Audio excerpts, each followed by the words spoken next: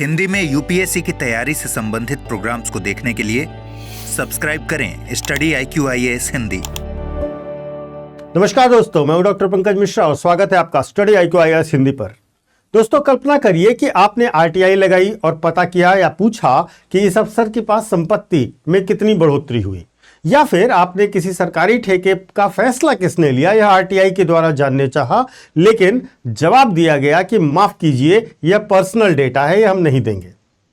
यहीं से शुरू होता है आज का सबसे बड़ा संवैधानिक टकराव, DPDP एक्ट बनाम RTI का, निजता बनाम पारदर्शिता का। और यही मामला आज सुप्रीम कोर्ट के दरवाजे तक पहुंच गया और सुप्रीम कोर्ट ने DPDP एक्ट पर स्टे लगाने के बजाय सुप्रीम कोर्ट ने कहा है कि हम इस मामले की गंभीरता को समझते हैं और इसमें वास्तव में कई पेच हैं और इसके लिए बड़ी बेंच के गठन की आवश्यकता है। तो आज के इस वीडियो में हम समझेंगे इसी मामले को डिटेल में। सबसे पहले मैं आपको अपने सोशल मीडिया हैंडल्स बता देता हूं। यूपीएससी मेंटर पंकज सर के नाम आप मुझे कनेक्ट कर सकते हो इंस्टा और टेलीग्राम पर, जहां पर आपको मेरे सारे वीडियोस के लिंक मिल जाया करेंगे। तो दोस्तों, सबसे पहले DPDP एक्ट है क्या? Digital personal data protection act 2023 यह भारत का पहला कॉम्प्रिहेंसिव डेटा प्रोटेक्शन कानून है। इसका उद्देश्य है नागरिकों के पर्सनल डेटा को सुरक्षित रखना, कंपनियों और सरकार के द्वारा डेटा के मिसयूज को रोकना और सहमति आधारित डेटा प्रक्रिया को बनाना। महत्वपूर्ण रूप से भारत को ग्लोबल डेटा प्रोटेक्शन रिजीम के स्टैंडर्ड पर लाकर खड़ा करना, यह DPDP एक्ट का उद्देश्य था। इसकी पृष्ठभूमि भी समझिएगा। वर्ष 2017 में सुप्रीम कोर्ट ने प्राइवेसी को मौलिक अधिकार माना था और वर्ष 2023 में digital personal data protection act भारतीय संसद ने पारित किया। सुनने में यह एक्ट बहुत बेहतरीन लगता है और इस पर विवाद ना होने के बजाय विवाद यहां पर है भी नहीं। विवाद कहां है वह समझिएगा। विवाद शुरू होता है जब मामला आता है RTI एक्ट 2005 के अंतर्गत। RTI एक्ट 2005 में एक बदलाव किया गया। RTI एक्ट की सेक्शन 8 सबसेक्शन 1J कहती थी कि अगर कोई जानकारी पर्सनल है लेकिन लार्जर पब्लिक इंटरेस्ट में है, यानी कि व्यापक पब्लिक हित में कोई व्यक्तिगत जानकारी भी मांगी जा रही है, तो उस जानकारी को दी जानी चाहिए। लेकिन DPDP एक्ट ने क्या किया? इस एक्ट ने उस सेक्शन को बदल दिया। अब क्या स्थिति है? अब पर्सनल डेटा को ज्यादा सख्त प्रोटेक्शन दिया गया है, पब्लिक इंटरेस्ट टेस्ट को कमजोर या लगभग समाप्त कर दिया गया है।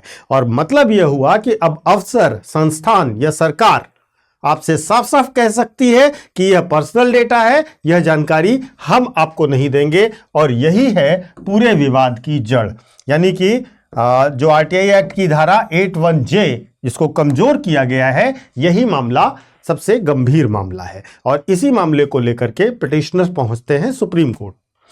सुप्रीम कोर्ट में आपत्तियां दर्ज की गई कि इससे RTI अधिनियम कमजोर किया जा रहा है। याचिकाकर्ताओं ने सबसे पहला और मजबूत तर्क यह दिया कि RTI का असली जो हथियार था वह हथियार था पब्लिक इंटरेस्ट ओवरराइड का।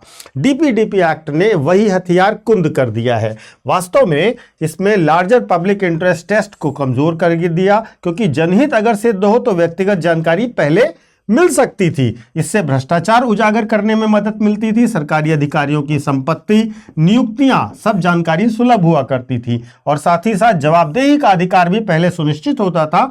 नागरिक सरकार से सवाल पूछ सकते थे, वह भी बिना रोक टोक। लेकिन अब जो बदलाव किए गए हैं वह भी समझिएगा। बदलाव यह है कि जनहित ओवरराइड को कमजोर किया गया है। अब सार्वजनिक हित का तर्क पर्याप्त नहीं है जानकारी प्राप्त करने के लिए। डेटा सुरक्षा को सर्वोपरि माना गया है। व्यक्तिगत डेटा मांगा जाए अब तो यह अपवाद माना जाएगा, नियम नहीं है यह। और PIO की शक्ति सीमित कर दी गई, यानी कि सूचना अधिकारी के पास अब ज्यादा विवेकाधिकार नहीं होंगे। तो इस प्रकार अगर आप देखोगे तो एक प्रकार से पूरा कमजोर कर दिया गया RTI एक्ट को। भ्रष्टाचार से जुड़ी जानकारी हो, अधिकारियों की संपत्ति से जुड़ी जानकारी हो, सरकारी फैसलों की ट्रांसपेरेंसी हो, इन सब मामलों में अब आपकी जानकारी प्राप्त करने की शक्ति कमजोर हो गई DPDP एक्ट में संशोधन के कारण, जो RTI एक्ट में संशोधन किया गया उसमें। वास्तव में यह कानून जो है वो निजता को इतना मजबूत बना दे रहा है कि इस राज्य की जवाबदेही भी पीछे छूट जा रही है, लोकतंत्र में सूचना का प्रवाह रुक जा रहा है। तो याचिकाकर्ता पूछते हैं कि क्या लोकतंत्र में सीक्रेसी ट्रांसपेरेंसी से कहीं अधिक महत्वपूर्ण हो सकती है। तो यहां पर दूसरा जो मामला है वह मामला है पत्रकारिता पर संकट का भी। वास्तव में जब पत्रकारिता का मामला आता है तो पत्रकारों को भी कई मामलों में डेटा फिडुकेसी का माना जा रहा है, यानी कि कंसेंट की शर्तें महत्वपूर्ण रूप से लगा दी गई हैं, जहां पर इन्वेस्टिगेटिव जर्नलिज्म को मुश्किल बना दिया गया है। तो यहां पर सरकारी रिकॉर्ड पर पहुंच बाधित होगी पत्रकारों की और जनहित की कहानियां दबेंगी।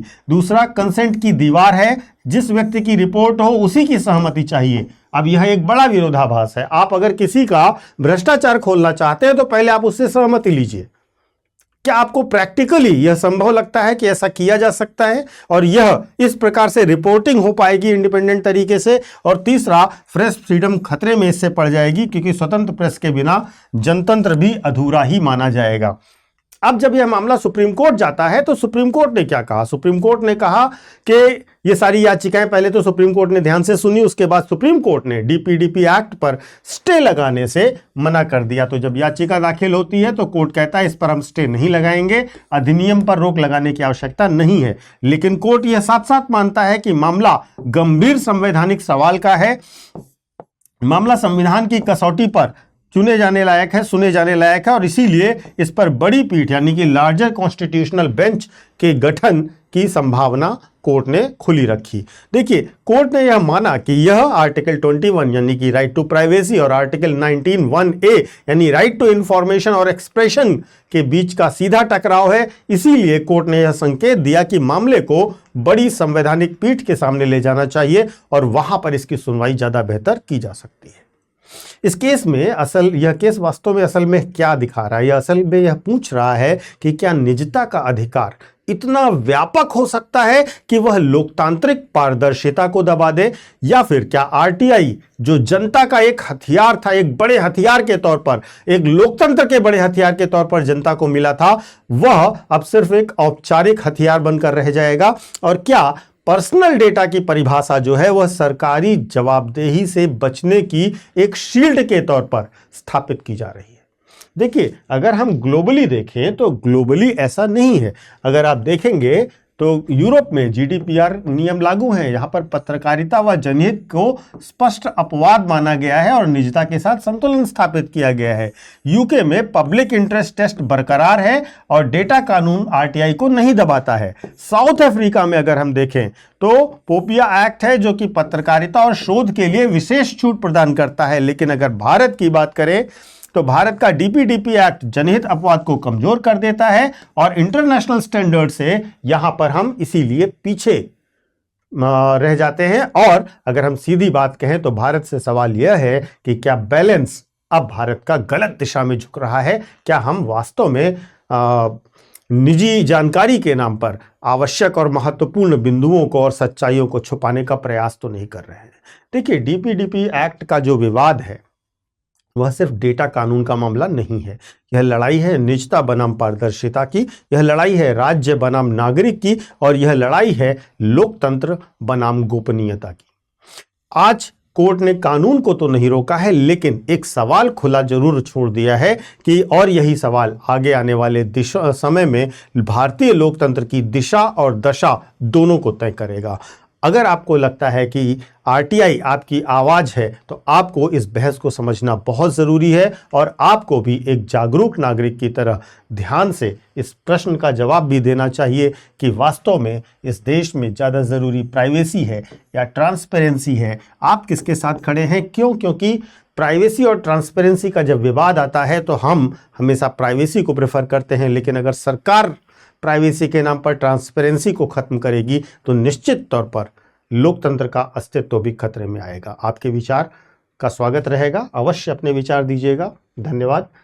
एक छोटा सा अनाउंसमेंट उन बच्चों के लिए जो वर्ष 2027 या वर्ष 2028 के लिए यूपीएससी की तैयारी कर रहे हैं, उनके लिए हमारे हिंदी, इंग्लिश और इंग्लिश माध्यम में बैचेस अवेलेबल हैं। हमारा फरवरी मॉर्निंग बैच 26 फरवरी से शुरू हो रहा है और इस बैच में इस बैच को हम प्रतिज्ञा बैच कहते हैं, जो कि वास्तव में P2I बैच होता है। इस बैच में आपको प्रीलिम्स टू इंटरव्यू पूरी तैयारी कराई जाएगी, 18 बुक का सेट दिया जाएगा, regular classes, mentorship, writing practice, test series, सारी सुविधाएं हैं।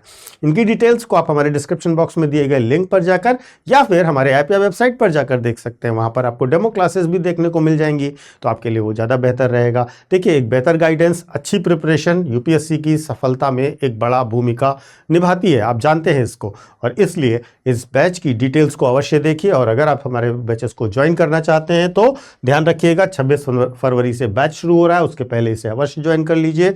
और अगर आप हमारी फीस में डिस्काउंट चाहते हैं तो आप PK लाइव कोड भी ध्यान रखिएगा। इस कोड को जब आप स्टडी IQ में किसी भी कोर्स को खरीदते समय लगाएंगे, वो किसी भी चीज़ का कोर्स हो, तो आपको maximum discount PK live code दिलाएगा। यह कोड याद रखिएगा। Thank you so much. Hindi में यूपीएससी की तैयारी से संबंधित प्रोग्राम्स को देखने के लिए सब्सक्राइब करें स्टडी IQ IAS हिंदी।